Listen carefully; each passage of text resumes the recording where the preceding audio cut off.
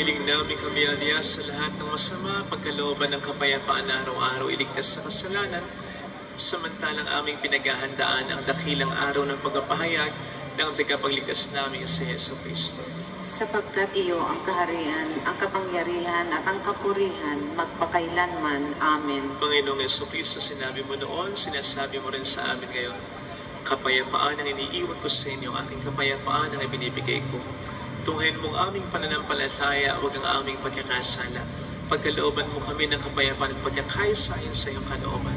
Kasama ng Espiritu Santo, magpasa na. Amen. Ang kapayapaan ng Panginoon ay sumainyo ng lahat. At sumayo. Magbigayan tayo ng kapayapaan sa isa't isa. Peace be with you.